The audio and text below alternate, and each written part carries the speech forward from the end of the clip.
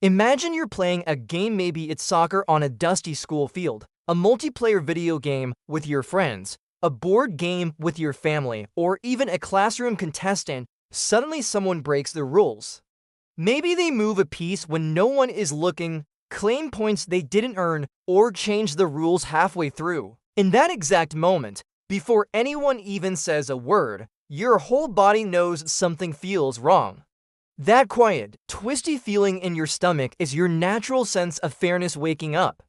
Fair play isn't just about following rules, it's about creating a world where everyone gets a real chance to enjoy the game and succeed honestly. Some people imagine fair play only happens where referees blow whistles, coaches shout instructions, kids wear matching jerseys, and scoreboards flash numbers. And yes, fairness is important in sports. But fair play also appears in everyday life. Waiting your turn when you're excited, listening without interrupting even when you really want to talk, sharing responsibilities in group work, and not using tiny loopholes to get ahead. Fair play works like invisible magic when people trust the rules and trust each other. Games and friendships feel exciting and safe. When fairness disappears, even winning feels empty.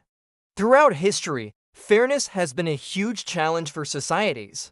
Think of ancient games where only certain people could participate, schools that unfairly excluded children, competitions where the rules were bent to favor the powerful, or moments when communities were punished for things they didn't do. People who fought for fairness weren't trying to get special treatment, they were trying to make the starting line the same for everyone.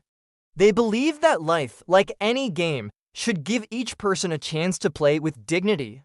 But here's where things get complicated. Humans are amazingly good at convincing themselves that unfair advantages are harmless, especially when it benefits them. Someone might whisper, "It's only a tiny cheat," or "No one will know," or "Everyone else is already doing it." But tiny cheats grow like tiny weeds, slow at first, then everywhere.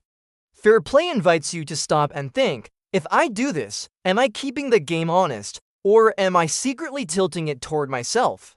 If someone else did this to me, would I still think it was okay? Fair play isn't just a rule, it's a mirror that reveals who we really are. Competition, of course, makes everything trickier. Winning feels great, everyone loves the thrill of victory, but competition can tempt people to take shortcuts.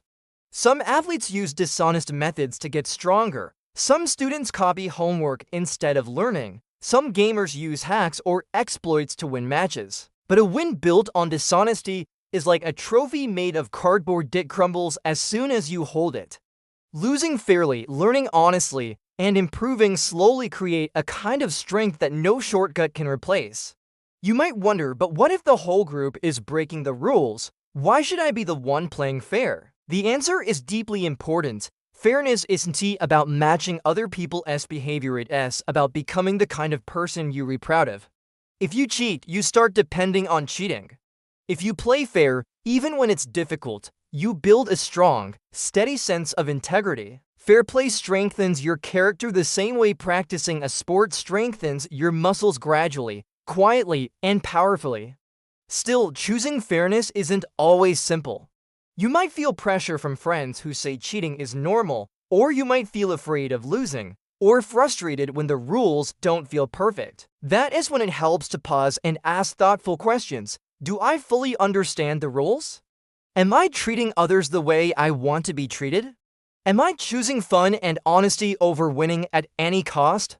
Fair play doesn't require perfection, just a steady effort to stay ethical even when temptation creeps in. And fairness doesn't stop when a game ends. It appears in school hallways when everyone wants the best seat. It appears in the cafeteria line when people cut ahead. It appears during chores at home when someone tries to avoid their share. Every time you choose fairness, letting someone else speak, giving credit where it's deserved, volunteering to help you build trust. And trust is what makes families, classrooms, teams, and entire communities feel safe and strong.